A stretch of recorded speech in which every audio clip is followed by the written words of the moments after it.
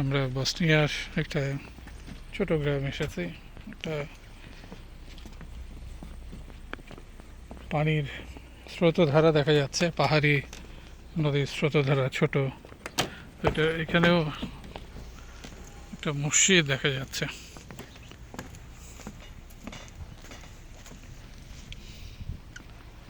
আমরা গ্রামের দিকে প্রবেশ করব। খুব শান্ত এবং প্রত্যেকটা গ্রামেই খুব নান্দনিক বাড়িঘর দরগুলো খুব কালারফুল।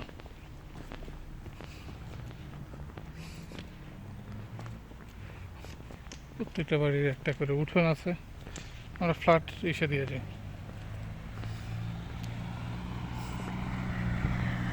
পিছনে পাহাড় পর্বত।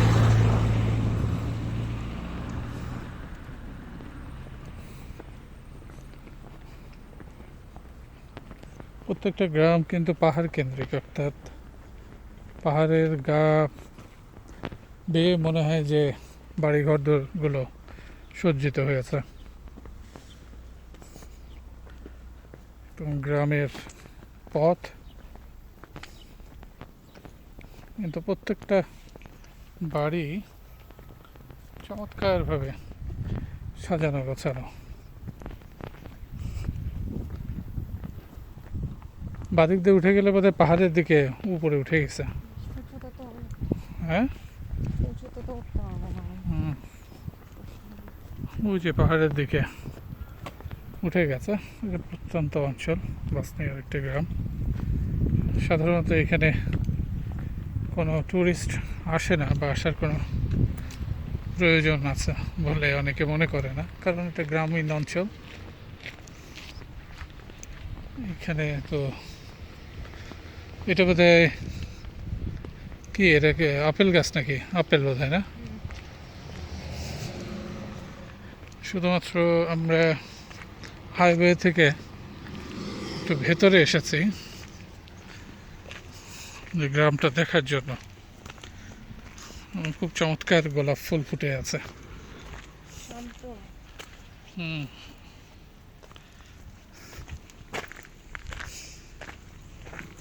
ওই যে যেমন পাহাড়ের গা বেয়ে উপরে উঠে গেছে।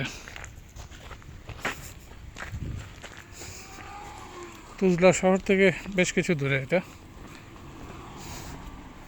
এখানে আরেকটা হাইওয়ে দেখা যাচ্ছে।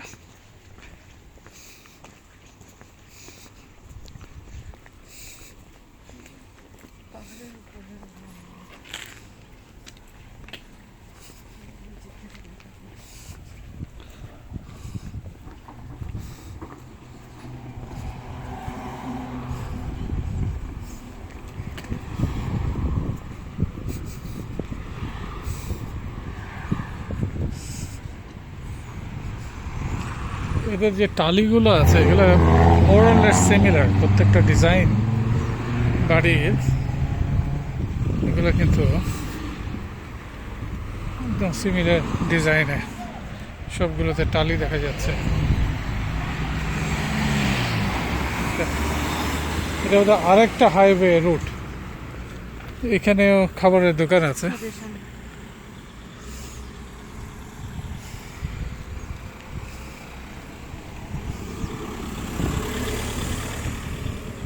এটা একটা রেস্টুরেন্ট, স্থানীয়দের খাওয়ার জন্য বোধহয়।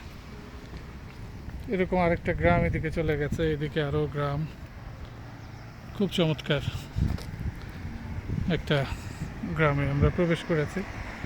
ভেতরে আরও গ্রাম আছে, মানে একটা গ্রামের সাথে আরও কিছু স্যাটেলাইট গ্রাম সাথে যুক্ত।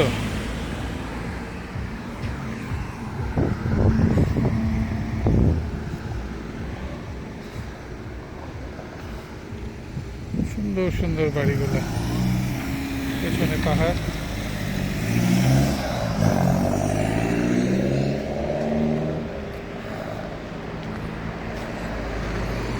আমরা কিছুটা হেঁটে হেঁটে ডিসকভারি করার চেষ্টা করছি।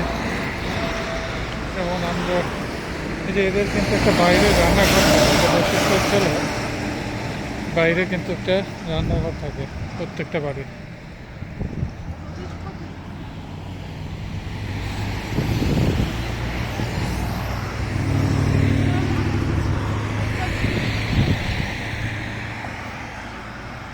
এটা অত্যন্ত প্রত্যন্ত অঞ্চল বসনিয়া।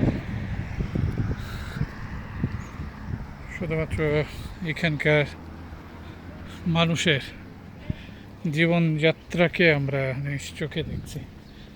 এখানে খুব গরম পড়েছে, ইউরোপে তো এখন খুব গরম।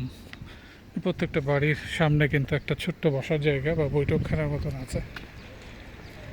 এখানে কাঁচা পাকা রাস্তাও আছে, আবার সুন্দর রাস্তার ব্যবস্থাও আছে।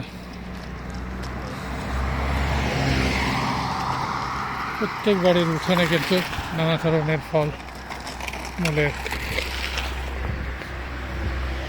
ব্যবস্থাও আছে। এখানে ফলমূলের গাছ আছে।